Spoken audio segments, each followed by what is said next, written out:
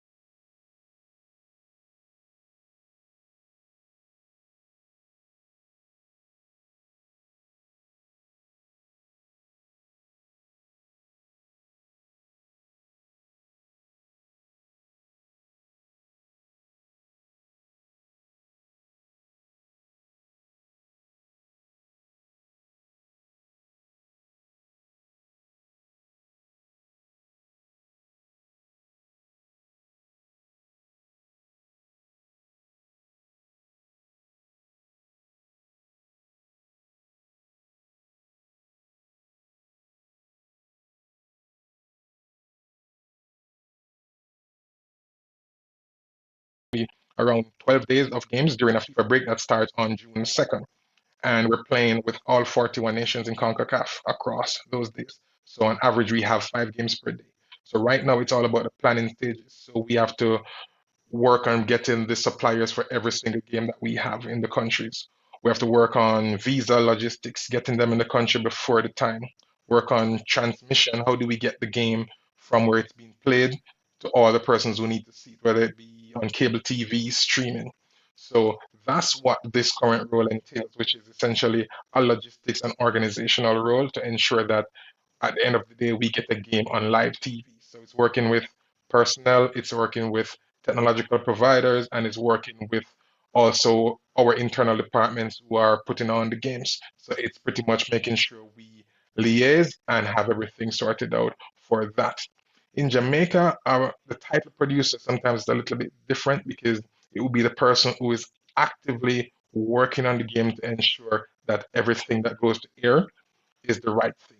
And I would have started doing some of that in Jamaica, working with, for example, Brian Sanjus, who is one of the best live TV producers you'll find in Jamaica.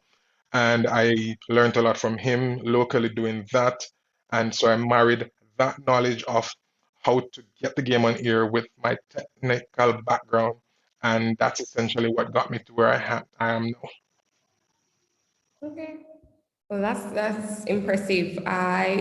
You mentioned like the formula of production, which is what we have, which is the pre-production, the production, and the post, and that is still applicable in broadcast.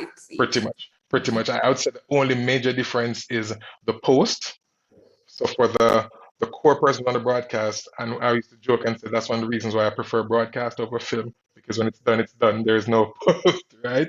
But truthfully, there is some level of post on my side because after each game, we're now responsible to make sure our digital team has highlights in the format for Instagram, Facebook, YouTube. So there is some level of post, and we also have to liaise with all our rights holders. So at the end of a game, you might have CBS reaching out because they want certain shots, certain goals. You might have ESPN, Univision, etc. So for us, that's what Post is now providing our suppliers and our partners with everything they need to continue to provide content for their fans after the game.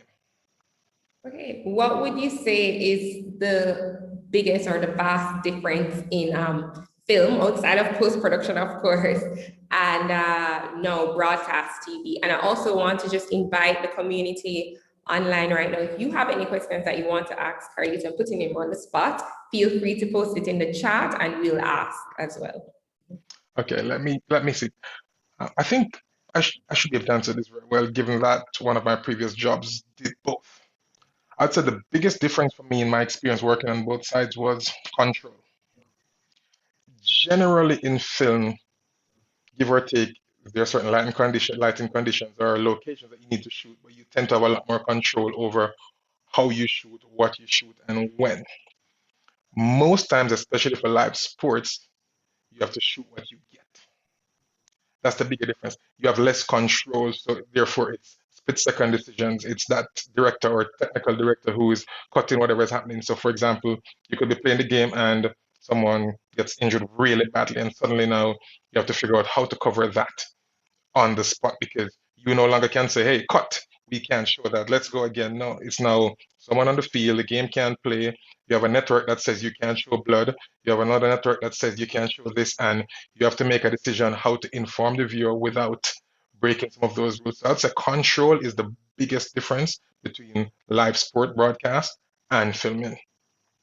Okay. And based on your exposure, having been to ESPN, CONCACAF, Sportsmax, MLS, all of these places, what do you say is something that you've learned that has stuck with you? And then what do you think is probably a difference between, Jamaica and that right now?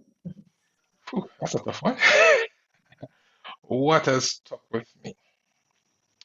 Actually, I think I know what this one is. It's, let me try to verbalize this.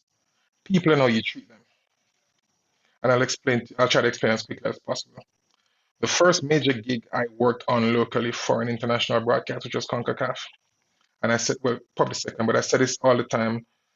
One of the things that allowed us as Jamaicans, there were quite a few of us on that production, and most of us learned a lot. Was that the guys who came down to direct the game and were with us were very, very, very understanding of our lack of knowledge at the time because we were doing a lot and we thought we knew a lot, but then that job made us realize we did not know as much as we thought we did. But they were not arrogant. They were not like, "Oh my God, you guys know nothing." And I've worked with people who are like that. Like we're like, I can't take it anymore. And you know those characters. These guys were amazing, and because of that personality, where they pretty much held our hand and said, "Okay, guys, let's do this. This is how you do this. This is how you do this." Right? They told us this is how we do audio for live TV for America. This is how we do replays. This is how we cut a show. They walked us through the process, and I'd say that knowledge has stuck with me in terms of how you treat the human resources that you have around you. Because truthfully, and we've all been there, sometimes you're working with someone and it can really get on your nerves, whether they're just not performing. But sometimes the way you try to correct that person and teach that person will determine how much more you will get from that person. Because there's, you can get angry, and in that moment, you may get what you want from the person, but long term, sometimes there's that resentment. Sometimes you just don't get that long term commitment because they no longer have that drive. These guys worked and gave us that drive that we wanted to do more, wanted to learn. And I'd say that is what stuck with me the most. I want to sway a little into like the evolution of technology and all that's happening globally, moving to digital, COVID, post that, and now adapting. During this very, I would say, not slow, but unique period for everybody, how did you, in terms of broadcast TV, adapt? And what are some maybe nuggets that you could share with us? Right. So I will say, truthfully, there's some parts of broadcast that flourished very well during COVID, while there are others. So what happened was most live sports could not happen anymore. But then, as you would recall, everything turned to being online, forums online, conferences, everything became online. So most broadcast personnel, while they were no longer doing a game with 70,000 people in a venue, they pivoted to taking that knowledge from broadcast to doing smaller things, a Zoom webinar, a AGM, things like that. So that was the pivot during, as well as I think the pandemic actually has pushed broadcast faster into a direction where we were already heading. So there is a type of production now that's referred to as REMI, which is essentially short for a remote production. What that really is where this broadcast, unlike traditionally, where just like in filming, where everyone is on set and everyone is shooting, they have found ways to centralize most of the roles that don't need to be at the venue. So an example would be in Mexico in the Azteca Stadium. It's owned by TV Azteca, and they've wired it out with cables, ton of cables. Whenever you go there to shoot a football game, the only thing they send there are the camera operators who operate the cameras and two audio operators. Every other core person who works on that show, there are a few cities away in a city called Chapultepec. And that's where the game is switched from, produced from, replays, everything is added there. What that allows them to do as well is the same guys who are doing a football game at 10 p.m. could have been the same guys doing a local league at 6. So they are no longer traveling a 20-person crew to each game. Logistically, they can now figure out, okay, this set of guys can do 3 games today from this studio. So what COVID did was push us into doing a lot more of that. So right now, for example, we just finished a tournament in the Dominican Republic called the Flow Caribbean Clubs Championship. Waterhouse actually qualified from that tournament. I pretty much worked on that tournament from home here in Jamaica because we had the commentators working from their home using a cloud platform. We were doing all transmission and everything through cloud platforms to Flow and all the other takers. So all we had on location were just the core crew that we needed. So that was the two ways I think broadcast pivoted. So during the core of the pandemic, when we could not have the games, they had to find ways to use that skill set in doing the things that were emerging more during the pandemic. And then now, when we are in the semi post pandemic phase where they are allowing games and they are allowing other things, the executives are now making decisions to still reduce that level of traveling. So You'll find a lot of these. Back in the day, you'd have 10 guys on a plane doing all over the place. Now it's no. If you're not doing a core job that needs you on location, then you're staying here. You're not flying around. So that's the big difference. Okay, so we found a way to save and be efficient. Yes. You mentioned I did not know you were in Jamaica, which is very cool, I will say, because it shows the range of opportunities for remote work. I mean, here you are, broadcast producer at CONCACAF, a global agency, really, and you're doing it from your home in Jamaica. Yes, it's a little tricky. So technically, I still live in Jamaica. I just travel a lot because of work, but then there are some times when I can work from home. So if it's not a major tournament or something that I can monitor from here, then I can stay home and work from home. Oh, wow, wow. There's a question from YouTube. They say, what do you think are the major differences between local and international productions? And I guess you speak to broadcast. Yes. It's tricky, and let me tell you why. Again, because I have worked with both film and broadcast. This difference mainly applies to broadcast because I will give credit to the film guys. They're a lot more disciplined. But in discipline, I find to be one of the major differences between local broadcasts in Jamaica and working internationally. And I'll explain one key one which happened with the Jamaican I worked with. So one of my big pet peeve of mine is punctuality. Like anyone who has worked with me will tell you, like I can get really annoyed. Jamaicans and punctuality are like opposites ends of the spectrum, right? The first time I worked in the US, it was me and one other Jamaican audio operator.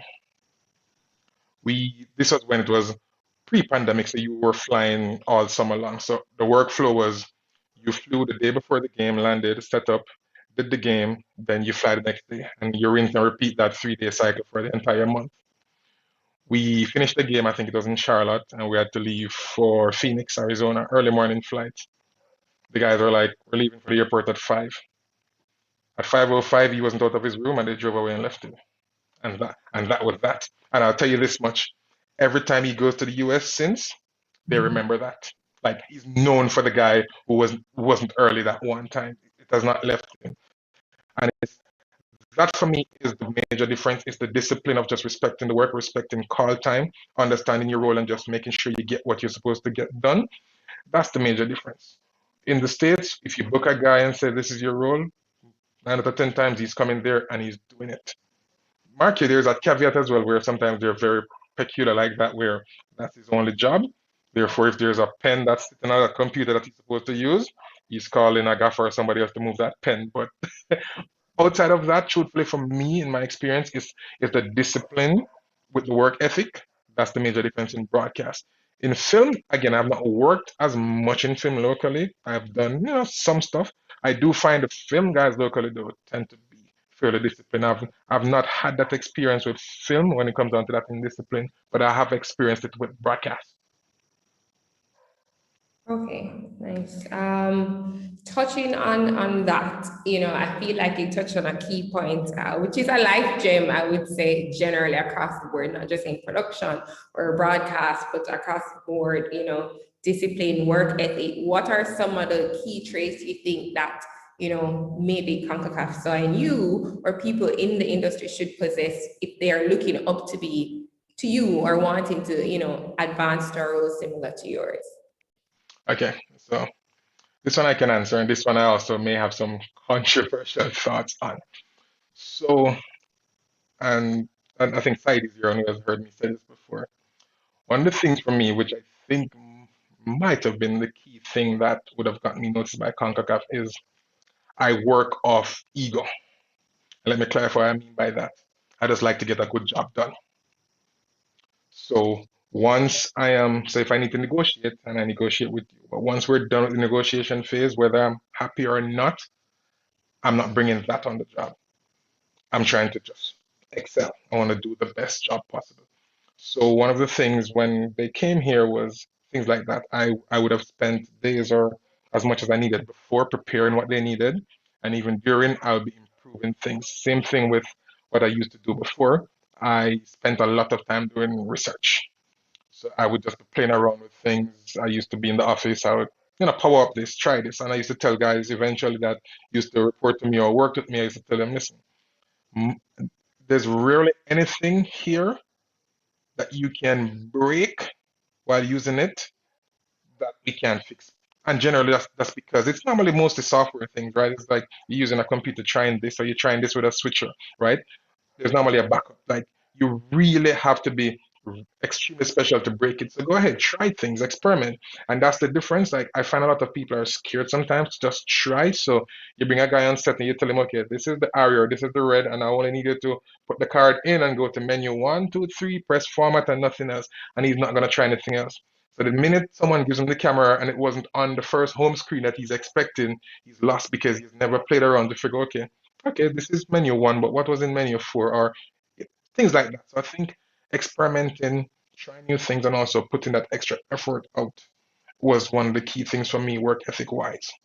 But one of the things which I'm gonna say, which is my controversial take on this, though, and I've said this to people before, one could argue that while I do that and I believe that that's my way of working, there are some people whose motivation are different. So like I mentioned, my motivation is ego. There are other people out there whose motivation is what the paycheck is going to be. And again, I don't think there's anything wrong with that because some people also capitalize off people like me who are just going to work off ego. So I'm going to come and sit down for $5 because that's what we agreed on, but I'm still doing a $2,000 job. And there are guys who are like, yeah, I'm an idiot. And like I said, I don't think either one is wrong. And I fully understand both sides because I've been on cruise with guys who are like, listen, they're only paying me X and this is what I'm doing. And not, I don't agree with it, but I'm not going to tell you that they're wrong because at the end of the day, truthfully, we all know we're working in businesses and it's we're here to make money for somebody in some shape or form, right? It's not charity.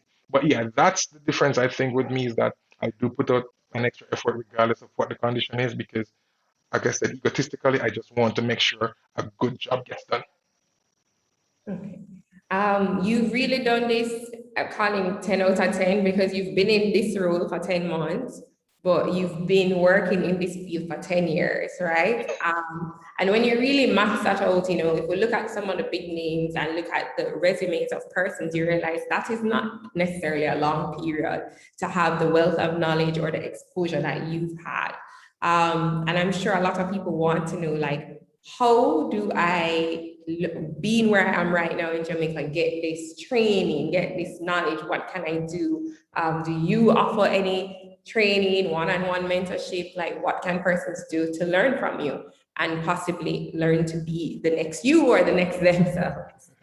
Well, so for me, truthfully, because of my constant travels, it's generally not easy to, I guess, get a hold of me locally anymore right now, truthfully, because when I'm home, I tend to either stay home or if the guys drag me out for a drink or to play some games, right?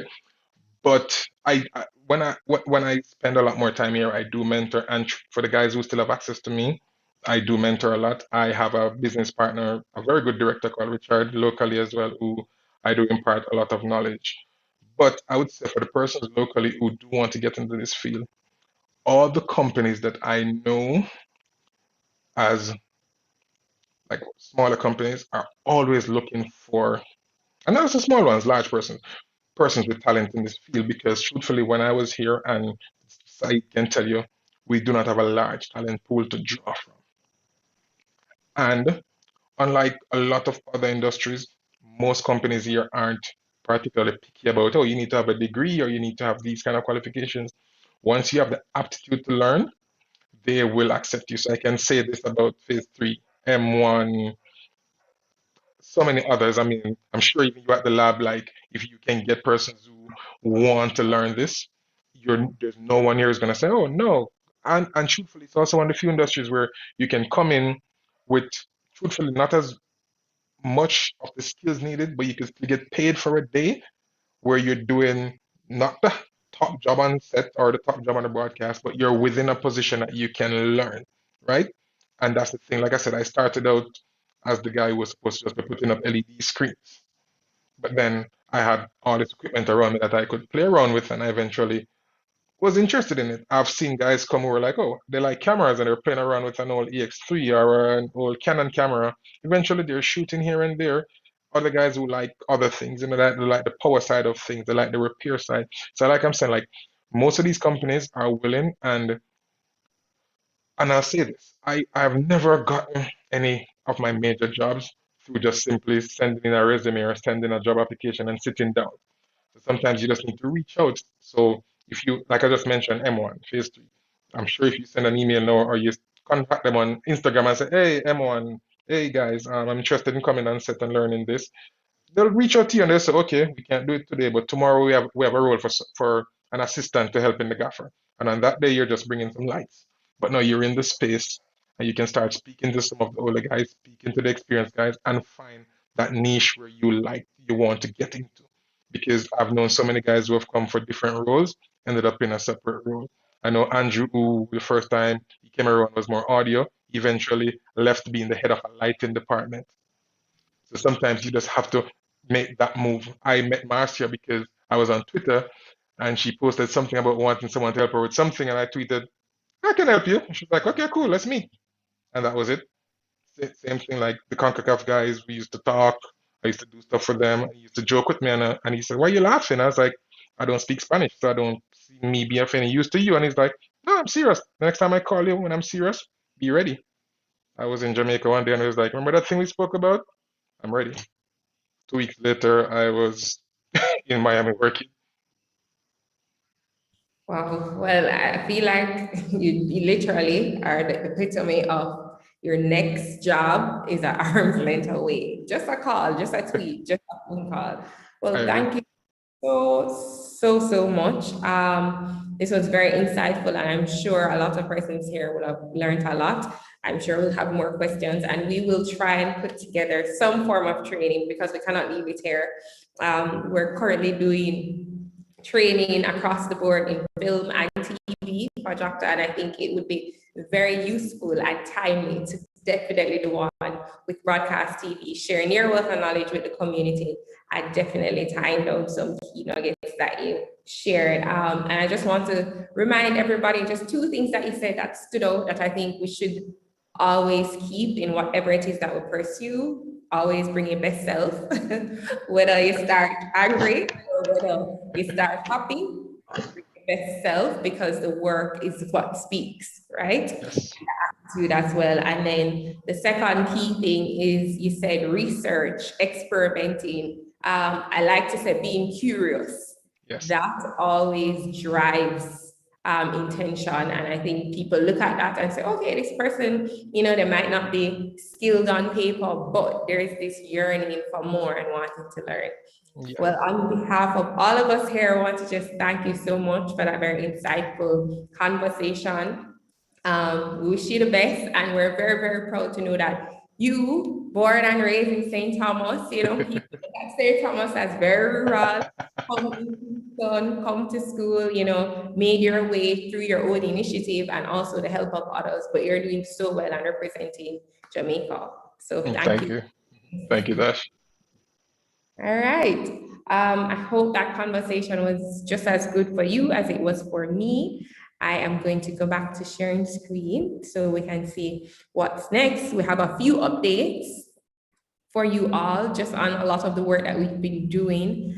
And we wanted to share that. And we also have another special guest who will share so much more on some initiatives coming up and that have been recently opened.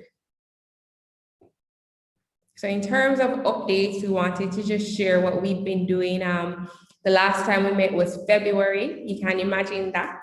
Yes, February. But there's so much that has been going on behind the scenes. We have Film Lab, we have Spotlight, we have the Grip and Gaffer training, we have Shotlist, and those are just a few of the things that have been happening. So as you can imagine, we're pretty busy and we want to just pick up the community for volunteering in a lot of these things that were had. In terms of Film Lab, we would have started the first phase and that would have been completed. We're now looking to do the second phase, which you'd hear a lot more about shortly. For Spotlight, this was an initiative, a joint initiative between us and a few other persons listed here. And we would have been now doing our community screenings, and you can look out for also the public screenings, which is airing on TVJ during the month of June. We'll be sharing some information on that, so you have details and you can watch your TV to see what is showing. Would have done a few films there. We continue to do our grip and gaffer training, which is a part of our quarterly training. It's an initiative we took on, recognizing that, as Carlita said a while ago, if a crew is supposed to come to Jamaica and be like, hey, I need these set of persons to work or train, that you recognize that while we think there are many of us, there are only a few. And a prime example is what's happening now. It's pretty hard to get any gaffer, grip, or stylist or art. I mean, there are a few who are still available, but there's so much room for others. And the best way to do that is to train persons up, because eventually, we will move on. So we continue to do those training. The most recent one was the grip and gaffer, and we're looking to do audio, TV broadcast, wardrobe, makeup, just a wealth of others, just so persons can, walk into their field or their destiny, as they want to say. And last but not least, we would have had our shortlist event, which was extremely successful. And we can't really big you guys up enough for showing up in person. I mean, this was what we call a semi-post-pandemic event, and it was a collaboration between the British Council, ourselves, We're Parable, and the turnout was just simply fulfilling, honestly, to know that there were so many obstacles in terms of weather conditions. With it raining, it was not much notice was given. Everybody showed up, and I can say that the screenings and the atmosphere was well received. We got a lot of positive feedback, and we continue to promote and share updates via our social pages. We're now going to go into updates for upcoming things. And one of those big things, I can't stop saying the word big enough, is the Creative Caribbean Grant.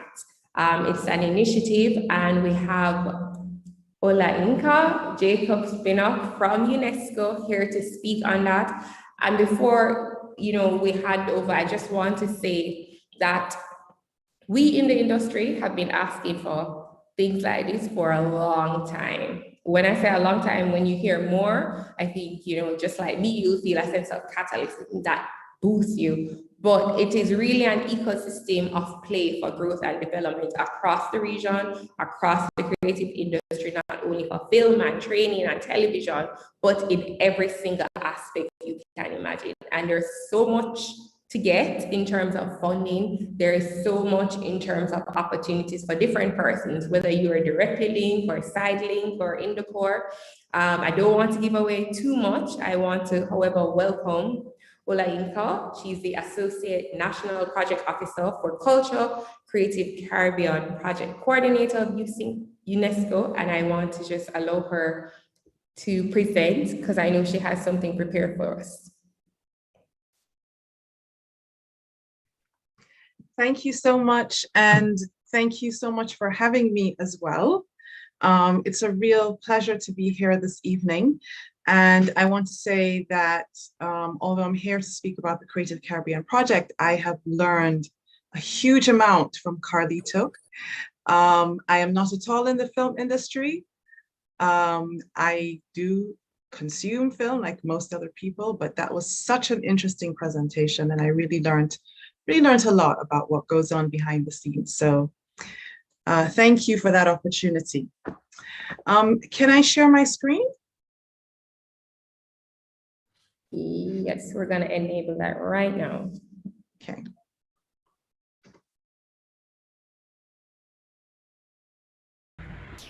Yes, you can. Okay, thank you.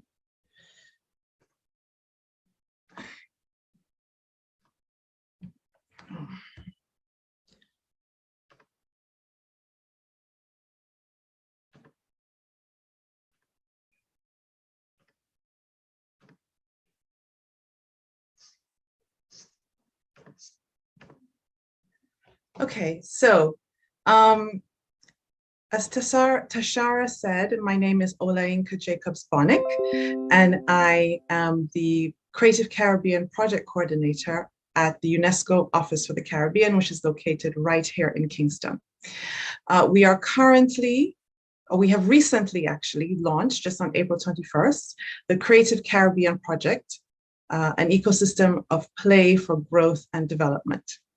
And just off the bat, I want to say that the term play is something that we decided really characterized the creative and cultural industries in the Caribbean. We play, but it's serious business. Festivals, music, the play is fun. So we're thinking about the ecosystem, and we're thinking about development of play from that point of view, hence an ecosystem of play for growth and development. So this was made possible with a contribution from the European Union with the support of the Organization of African, Caribbean, and Pacific States under the ACP-EU 11th European Development Fund Culture Program. So there have been several rounds of this culture program for many years now, and this is the 11th round. That's what the 11th European Development Fund program means there. There are 3 partners in this project. So the Secretariat is UNESCO, and we are the project managers. CARICOM, the CARICOM Secretariat is our other regional partner, and the University of the West Indies is our third regional partner. Together, we crafted this grant program, which is the first of its kind in the region and the largest purse of its kind in the region ever for our sector. It will be available in 15 Caribbean states. 14 of them are CARICOM member states, and we are also going to be making this grant available in the Dominican Republic. So there you see Antigua and Barbuda, the Bahamas, Barbados, Belize, Dominica, the Dominican Republic, Grenada, Guyana, Haiti, Jamaica, St. Kitts and Nevis, St. Lucia, St. Vincent and the Grenadines, Suriname, Trinidad, and Tobago. 3 million euros, that's approximately $3 million over 40 months, so 3 years, basically. Very importantly, 75% of this 3 million euros, about 2 million, will be made available to creatives. So to persons like yourself, and to organizations that also work in the ecosystem, as well as quasi-governmental organizations. So the ecosystem concept is a very important one. This is not a grant that is focused solely on one industry. So you may have a grant for film, you may have a grant for music. This is a grant for the ecosystem, and it's a very important point to drive home, because no creative is an island. We need each other, we need the collaboration, but most importantly, the artists in and of themselves needs the ecosystem to grow their opportunities and also to get to the market and to be able to generate more income and become sustainable, as well as the ecosystem needs the artist. So that's why we felt that it was very important the majority of this grant go towards the artist and the ecosystem. Here you can see that 16.2% goes towards some subcontracting to third parties. So this is another part of the grant, which is focused on consultancy. And we have some big topics that we want to work on with consultancy support. For example, the creation of a content hub. We also will be working with organizations on legislation and policy, because as I explained, it's an ecosystem approach. So it's not only supporting the creative entrepreneur or the individual artist, but also looking at the systems that are already in place and how we can help to improve those and strengthen those, so that when the artist and the members of the ecosystem enter into the marketplace are ready to be supported, they have the right kind of support. So we're really looking at it from a holistic point of view. And of course, we have our management cost, and that's 8.8%. Now, I think it's really important to give some context. Where did this all start? Why did it start? And how long have we been doing this? So, as you know, the creative and cultural sector in the Caribbean has been in dire need of the same level of investment as, say, sport. And we spoke about sport earlier, and even the same level of investment as tourism, for example, because we are part and parcel of all of that. And for many, many years, we have not been able really to identify or sustain investment in our sector for various reasons. So the consultations with stakeholders from the creative industries and government over the past 10 to 15 years have informed the design of this project. CARICOM member states have agreed on several strategic frameworks to guide the development of the sector. The Regional Development Strategy for the Cultural Industries in CARICOM in 2012, which was revised in 2019, an action plan for increasing the export of entertainment services to European markets in 2013, the Regional Strategic Plan for Cultural and Entertainment Services in CARICOM and CARIFORM 2017. In 2015, the heads of government affirmed the value of the creative sector, the development of the region at their 26th intersessional meeting in the Bahamas, which in itself led to the establishment of the Creative and Cultural Innovation Fund, which you may know as CIF, by the Caribbean Development Bank in 2018. And then in 2010, trade ministers identified cultural and entertainment services as one of the 7 priority sectors for development, leading into the entertainment services strategy of 2017.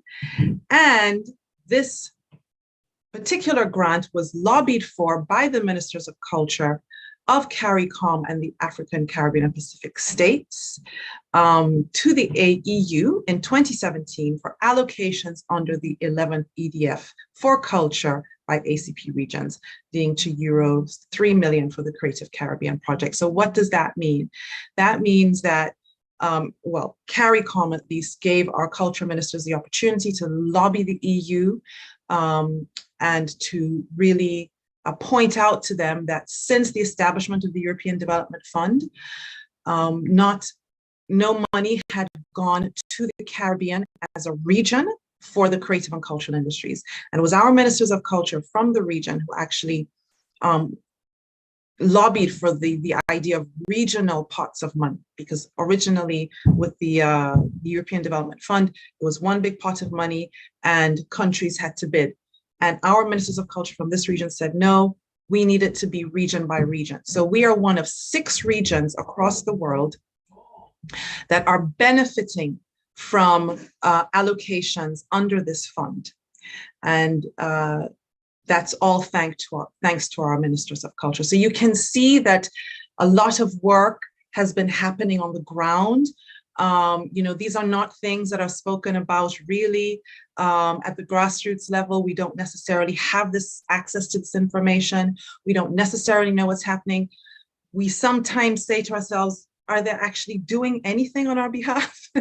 And yes, we have been working for quite some time. Personally, I have been involved in the sector for over 25 years. I also have a creative background myself, but as a creative administrator, I have been in the sector for 25 years. And I have seen this journey unfold from way back in the 90s up until this point where we are now.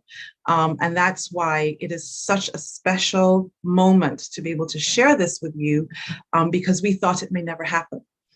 Those of us who are advocating in the grassroots were hoping that we would live to see this moment, and it has arrived.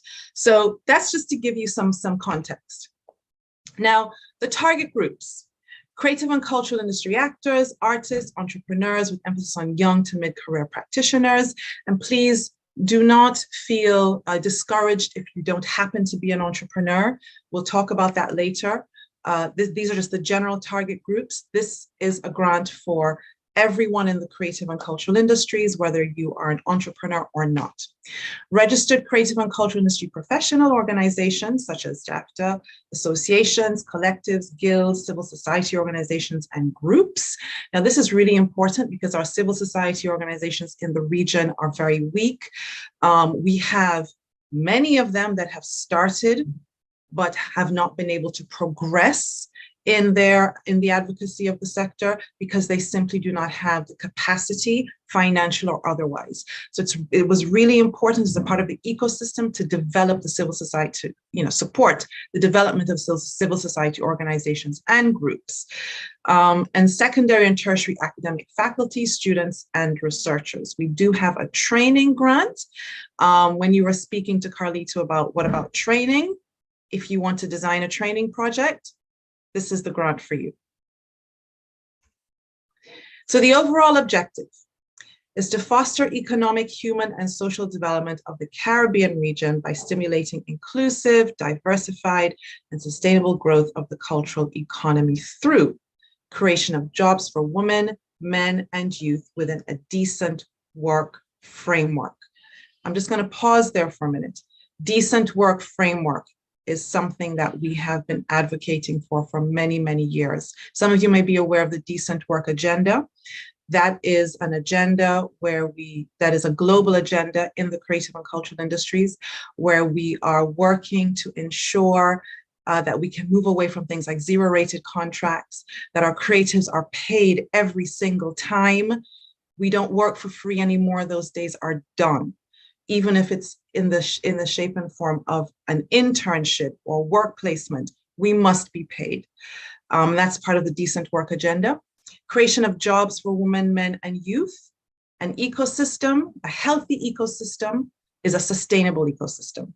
And a sustainable ecosystem includes jobs. Now, in our region, women largely lead the initiatives in the creative and cultural industries, whether they are entrepreneurial or not.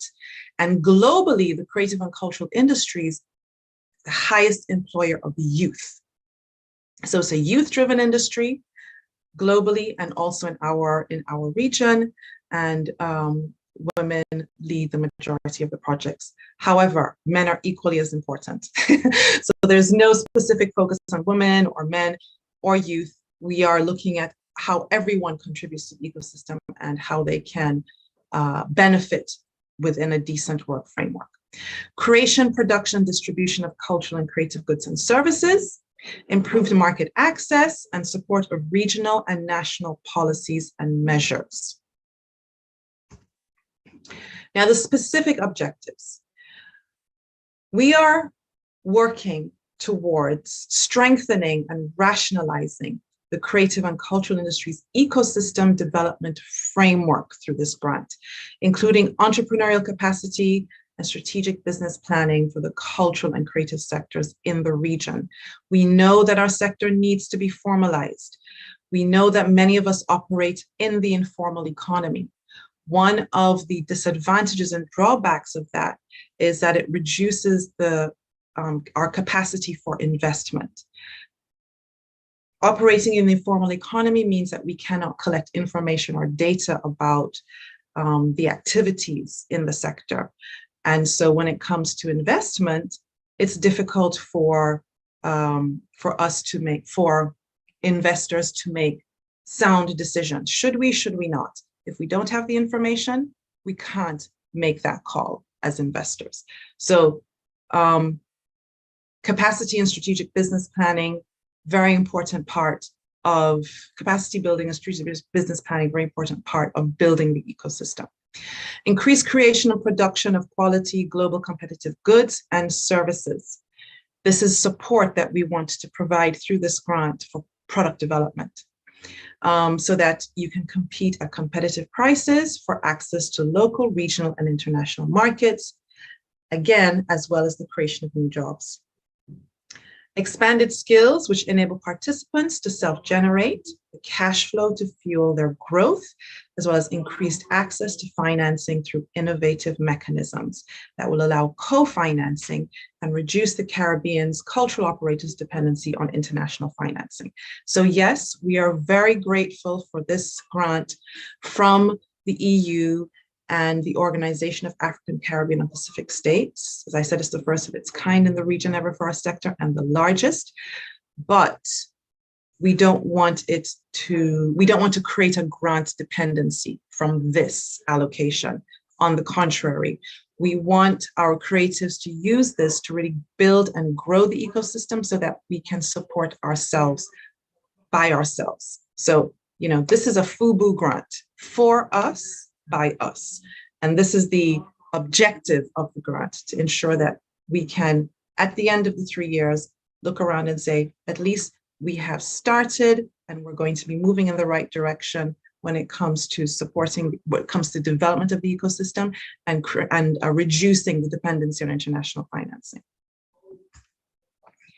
So what are the expected outputs? Spoke about a regional master plan for the implementation and sustainable development of the Caribbean creative industries. This is very much at the quasi-governmental policy level. There have been many master plans. We have now decided that they need to be consolidated into one, and that's what's going to lead us, and we're going to align our work with that over the next few years. I spoke about the Creative Content Hub, established for increased productivity of creative and cultural industries, improved competitiveness and market access, and a strengthened enabling environment, supported by the harmonized regional policy and legislative structure. So you can see that policy and legislation, as well as incentives, are critical. So we feel that our sector has not had the same level of incentivization as other areas, as other sectors out there. So that's another part of what we'll be working towards. Again, jobs, increased project-based jobs, firm revenue, and in-market access for regional creative and cultural industries through enterprise acceleration and entrepreneurial training as a result of this action. Regional integrated approach for funding and accelerating cultural and creative entrepreneurship to enhance socioeconomic development of the creative and cultural industries. A cooperation strategy and framework developed to sustain the regional creative and cultural industry planning, and a coalition of Caribbean creative communities is our exit strategy. So it would be a civil society organization that brings together all of the other civil society organizations under the aegis of a coalition of Caribbean creative communities. As you can see, we want to do a lot.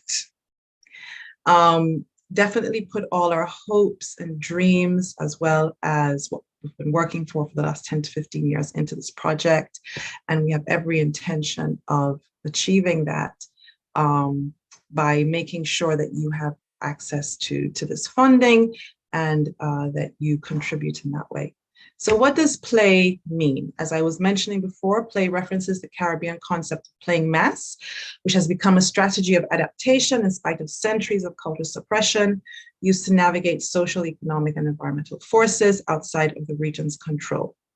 So the P in play in this case is planning and research, the L is literacy and capacity building, A is accelerators and financing, and the Y is yield and dissemination. And those are the 4 pillars of this project. So under planning and research, we are going to be initiating, again, consolidated research, data collection. I already spoke about the importance of data and how it contributes to investment readiness and investment decision-making. It also contributes to policy. You know, it's difficult to develop policies that have policies and measures that have that sustainable trickle-down effect and that are really effective if we don't have the information. So data is really, really an important part of that. And mapping of the ecosystem. We've done mapping before, but this time we want to map the ecosystem as opposed to a particular industry. Literacy and capacity building. So enabling industry frameworks, product development, content production, and market access, accelerators and financing, financial interventions and incubation, yield and dissemination, thematic networking, dissemination, mainstreaming, and project management. So those are themes that come together to make up the Creative Caribbean project and the ecosystem of play. And here, this is a graphic that we created to really illustrate how play works.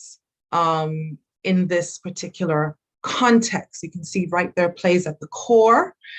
And it is, you know, it is really the center of everything that we do, well, the direction that we want this project to go. And you can see the concentric circles, and they represent how play expands in different ways throughout the sector and throughout the project until we get to a coalition of Caribbean creative communities. Right, so now we get to the meat of the matter. We're going to be speaking about the grant schemes. So we currently have open the Enabling Environment Grant Scheme and the Industry Grant Scheme. However, altogether there are three. You have the Enabling Environment Grant Scheme, which includes national artist registries, visual literacy and performing arts, data intelligence, cultural policy, draft legislation, national implementation plans, creative cities, and institutional strengthening. So these are some of the topics in terms of the areas of work that would be eligible under the Enabling Environment Grant. Under the industry grant, we're looking at festival development, marketplace, and business exchange. Plays a huge part of festival development, and we're very much interested in having business-to-business opportunities at festivals, and we'd like our festivals to become more of a marketplace where you can have persons who come from all over the world to scout talent, to interface. And I want to say at this point that you know, as important as it is for our talent to be exported, we also want to develop our talent locally. So it's not about coming to scout to take people out. It's also about looking at how can we develop our systems here and our frameworks and our infrastructure so that when they come to our marketplaces at our festivals, they say, well, why don't we just host what we were planning to do in Jamaica? Why don't we host it in Antigua? You know, so that's also a part of the festival development in the marketplace. What does our marketplace, how does our marketplace attract these opportunities that don't also have to include export? So we want to see how we can basically keep the money in the region. Professional work placement, artist mobility, product development, content production, professional associations, and scaling grants. And in the training grant scheme, we have visual literacy and performing arts scholarships and transversal capacity building workshops. Now, if you think, wow, none of that applies to me, believe me, you will find something within these grant schemes that work for you. So do not feel discouraged. Let's continue and have a look at the eligibility criteria now. So eligible entities and categories of person. You have to be a legal person in order to apply for these grants. That is the EU criteria, and it is non-negotiable. Legal person, registered sole trader or self-employed, you know, an association, a charitable organization. You can be a limited liability company, whatever it is that your legal status is, that is the legal person that would allow you to be eligible. And you have to have been established 3 years from the date of the application in one of the 15 member states that are beneficiaries of this project. Now, let me pause here and say, we do recognize that this could be a challenge for several persons. So what we recommend that you do if you are not registered, because we know that people operate without being registered, is to partner with an organization or a person that is. So you can still access the funding, you can still access the grant by collaborating. You can collaborate with someone in Jamaica, you can collaborate with someone in another Caribbean country in one of the 15 beneficiary countries. You can collaborate with organizations, entities, and individuals in the diaspora or in another country altogether. It's not a part of the diaspora. The stipulation there is that the lead applicant must be a legal person registered in one of the 15 Caribbean member states. So the main applicant has to be the legal person. If you want to benefit and you're not a legal person, you're not legally registered, and when I say registered, I mean a company's house, company's office, with a business certificate. If that's not you, that's okay. You can still benefit by collaborating. So it could be, for example, that JAFTA decides to design a project, and you can benefit by collaborating in that project, or you can collaborate with another individual. Up to you, but you are not excluded because you are not registered. The main applicant definitely has to be registered as a legal person. You have to have directly implemented during the last 2 years at least one project in the cultural and creative sector for at least 50% of the amount of the grant requested. What does this mean? This means that the lead applicant needs to be able to show that they are able to manage money up to 50% of the amount that they are requesting from this grant. So if you're requesting $100, you have to be able to show that you can manage 50. This could be financing, sweat equity, and in kind. Okay, again, we understand the gaps, we know the challenges. You're not being excluded because you don't have certain types of criteria. Collaborate. That's what's going to enable you to access this grant if you don't have this criteria, if you can't meet these two specific criteria. You have to be directly responsible for the preparation and management of the activities being funded, and activities such as creative clusters, hubs, professional associations and guilds, existing cultural festivals, emerging creative and cultural content originators, established and/or export-ready creative and cultural industries. This is a listing of all of the eligible persons and entities for all 3 grants. So enabling environment, industry, and training. Now, under each grant scheme, you will have different types of eligible entities and categories of persons. Here, I just put them all together so you can have an overall view. But when you're looking at the actual grant scheme itself online, you won't see all of this under each grant scheme. You'll see specific eligible entities and categories of person per grant scheme. Now, selection, weighting, and evaluation, right? Selection criteria and weighting. As you can see here, relevance of the project carries the highest point score, which is 40 points.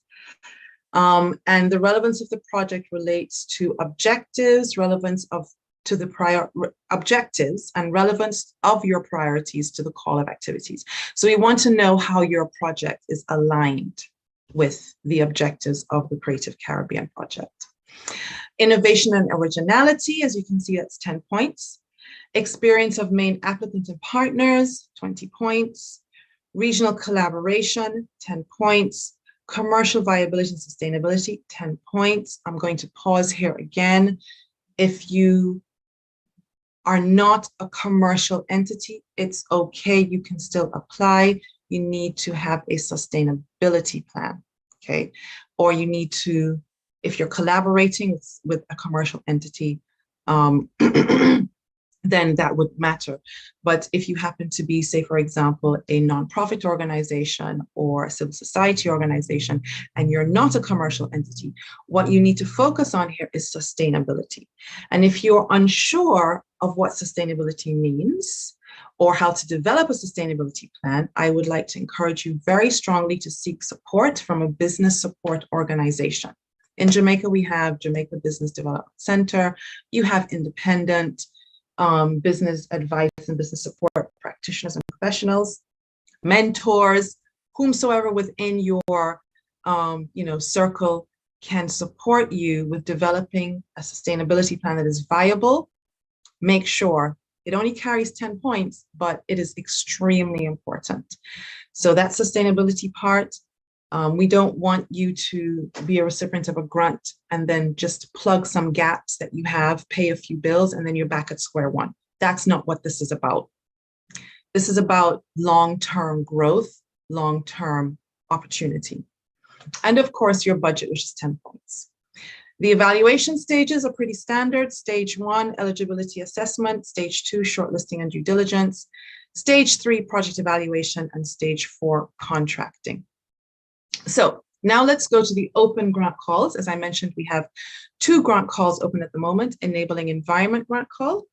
And here we have a description of the types of activities that fall under this grant call. So national cultural policies and creative industry related legislation, initiatives to provide business support services and improve the business climate, initiatives to strengthen institutions and associations that support the creative industry sector, accelerators and grants to benefit key products, services, and events for creative cities, including educational and cultural programming, festivals, and co-working spaces. Now, creative cities is a UNESCO concept, and you may know that Kingston is a creative city of music. So if you're unsure about what that means, please by all means, just research that, look that up. Because that's what's speaking about the UNESCO Creative City concept there.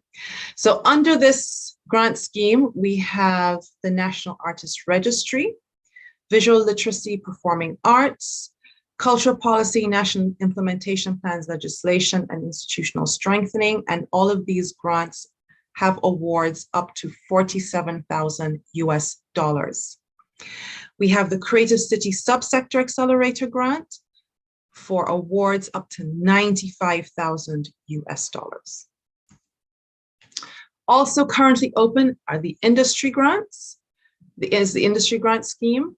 So under this scheme, we are looking at activities such as work placement and attachment to regional or international festivals and events, industry institutions, festivals, studios, theaters, galleries, etc. We do not fund infrastructure development. So if you want to build a theater, we can't help you with that.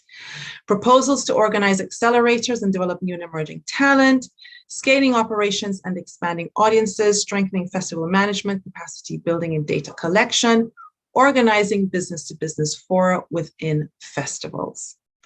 And under this grant call, we have the following opportunities: festival development, work placement, and knowledge transfer grants for up to $179,000 US. So this is, for example, if you decide that you want to, do a work placement at a film festival in Berlin, let's say, because there's something there, or even at CONCACAF. This is the type of grant that will enable you to do that. So you could go work with Carlito, for example. Artist mobility, up to $17,000 US. How many of us have wanted to attend X conference or Y conference, X activity, go to a Medem, for example, or go to a film festival somewhere? We just don't have the money for that. This is for you. This grant is to help you move from point A to point B, to help grow your practice and develop your business opportunities. Product development and content production, up to $29,000 US. Small grants for emerging content, creative content originators, up to $19,000 US. Scaling grants for export-ready creatives, up to $29,000. Creative and cultural industry, festival business exchange networks and fora, up to $35,000 US. Small grants for professional associations, up to $19,000 US. Now the timelines. So the call for proposals opened on the 21st of April this year. We have a request for clarification period that is still open. We do have some questions, and specifically about the grant calls, that have already been answered and posted on our webpage. A lot of people have similar questions. You may have similar questions yourself. So you can go to the request for clarification tab on the webpage, and you will be able to see and read through some of the questions that we have already answered. We are getting questions in constantly, and we will close this request for clarification period for this round of grant calls on the 28th of May. So by 28th of May, all of the questions that have been sent to us about the grants would have been posted on the webpage with clarifications. The current deadline for submission of applications is the 16th of June. This may or may not be extended, but for now, it's the 16th of June. The evaluation stage. So the announcement of successful applicants will happen 8 to 10 weeks after submission of the application closes. So for now, that's 8 to 10 weeks after the 16th of June. We also have a schedule. So right now, as I mentioned, the industry and enabling environment grant calls are open.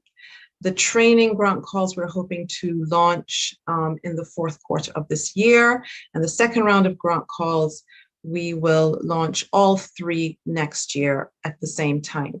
We won't be splitting them up.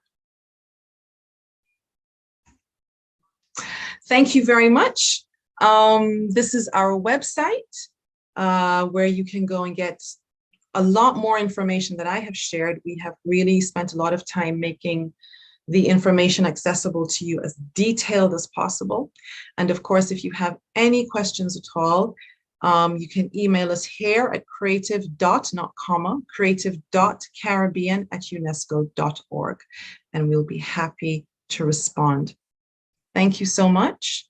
I know it was a lot of information, but I hope that gives you a general idea of the opportunities available to you.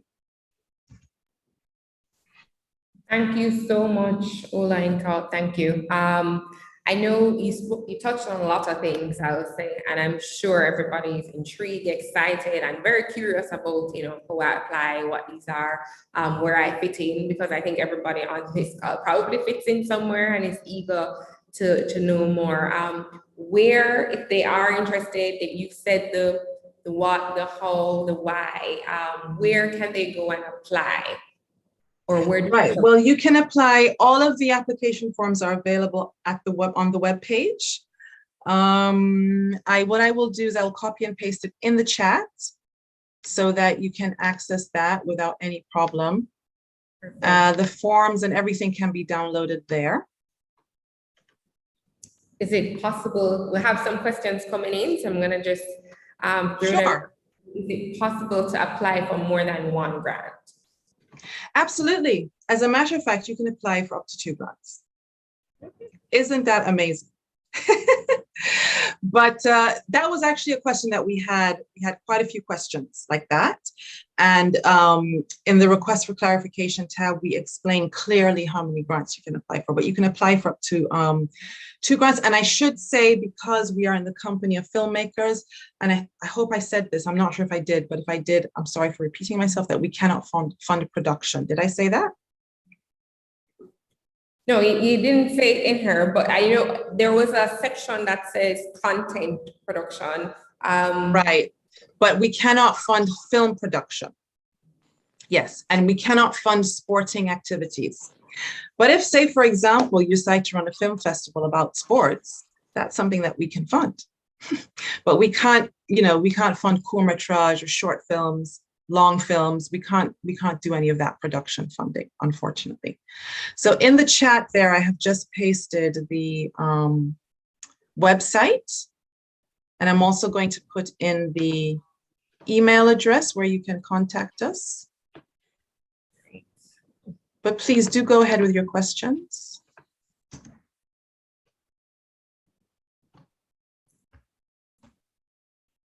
Once you have submitted, what is the turnaround? You might have said is the turnaround for, I guess, you're operating it on your own. Is there a presentation? Is there something that we have to show back? And what is that timeline? Well, as I mentioned, it's 8 to 10 weeks from the date of the closing date of the application, which is currently the 16th of June. And all of the documents that you have to upload and things that you have to present are listed on the webpage. It is an online application. There are some documents that you need to share. My advice to you would be to share exactly what we asked for. And don't, I think we had a question, can we share a portfolio? No, you cannot share your portfolio. Not only do we not have the capacity to, receive that, but it would be an unfair advantage if only you share your portfolio and not anybody else does that. So our criteria are very clear. They're listed on the webpage. In each grant application, you have all the listing of criteria. So it's very, very clear there. And also, as you go through the application, we also have a video, how to apply video, that goes through the entire application process. We do a demonstration of how to apply. So, you can also watch that if you're a little bit stuck and unsure of what to do next. But we've simplified it because we do recognize that these types of grants usually carry some very burdensome and heavy applications. And we want it to be the absolute opposite. So within the constraints that are given to us by our funders. I think somebody's. Russell asking you to, okay, thank you. Within the constraints that are given to us by our funders, we have simplified the application form as much as we possibly can. Okay, well, that's good to know, because I know persons do have that, perspective or opinion on grants, that it can be a lot of information, like opening a bank account here. Okay, I wanted to know as well, you would have went through the categories for the grants for this year. Will those be revised for next year, or would it be the same? No, the categories of grants remain the same. Okay. All right, and this is a 3-year program, so we have 2022, 2023, and 2024. Correct. And if, say, for example, you're 3 months shy of 3 years, because remember I said you need to have been established as a registered entity 3 years from the date of application. Let's say that you're a month away. No, we cannot, unfortunately, accept your application, but you can apply next year. Okay. So you can prepare yourself, you can prepare your application, and you can submit it next year. But if you're not 3 years, if your company has not been registered, or you're not registered as a sole trader or self-employed 3 years from the date of the application, then we will not be able to accept your application. And this is a stipulation of our funder. And the last question that I have, is it that you can apply for 2 over the period of the 3 years, or within 1 year? No, you can apply for 2 right now. And there's some very specific criteria where that is concerned. So you can apply for 2 within the same grant scheme, for example. Again, that is explained in the request for clarification section on our website. But it's not often that people can actually apply for more than 1 grant. So we're really excited that we have this opportunity, and that we were able to negotiate this so that you can apply for more than 1 grant. Because we know as creatives, we don't just do one thing. We do a multiplicity of things. We are multi-skilled, multi-talented, and if you may submit 1 grant that doesn't make it, and you might submit 1 that does. So why not? All right, well, I want to just thank you on behalf of the JAFTA community for taking the time. I know it's pretty late, usually past, the hours of work, and just coming and being a part of this discussion with us, sharing this very fruitful information. And then also just for us to know that something that we've been championing for such a long time has come to life. As you said, it's really fulfilling, and I'm hoping that we can all participate in whatever way. I don't think we've done it justice, because this is such a good opportunity, and I'm just imploring all members to echo this as much as we can, post, and we'll do our part as well in sharing this information. I do believe we might need an info session on its own, or even an in-person just workshop session to get persons asking the key questions, getting more insights, and also learning how to submit. So thank you again, Ola and Intal. We really appreciate it, and we look forward to the outcome. Okay, thank you so much for having me. I really appreciate being here. And yes, just to emphasize that this grant is for everyone. No matter how small you think you are, you can definitely apply. From the person who works out of their bedroom to the person who works in a huge multinational studio, or the organization or company that has, networks across the world. There's something in here for you. That's awesome. It's all inclusive. Perfect. It's all inclusive. Thank you. Thank you so much. All right, Team JAFTA. Let me just reshare my screen so we can go back to the additional updates. We are pinching on time, but I wanted to provide some other updates coming out of this meeting on more initiatives that we have in the pipeline and the second phase of others. I know everyone would have been privy to the updates coming out with Propeller. We actually got a huge submission pool this year, probably one of the biggest, over 40. And so the judges are currently reviewing blindly, of course, currently reviewing the scripts and also the scriptments, and we should be making the announcements of the top 10 by next Friday, so you can look out for that. Can't wait to see who those persons are, and then of course rounding that down to the top 4 and then to the execution aspect of that. Additionally, for Film Lab, just have some updates on that, especially for the second phase for Film Lab. Just a reminder that the Harriet's Producing Workshop will be virtual for this year, and the dates are confirmed for June 14th, 15th, 16th, and the 21st, 22nd, up to the 23rd from 3 to 5:30 p.m. UK time. So the respective persons will be notified and all of that information shared. Also want to just touch back on Spotlight, the current screenings happening. I had mentioned that they're also being screened on TVJ, and so you can watch with your family, with your friends, with whoever. There's a screening happening on Thursday, June 16th. And of course, Spotlight's an initiative with JAFTA, UNICEF, and a few other persons.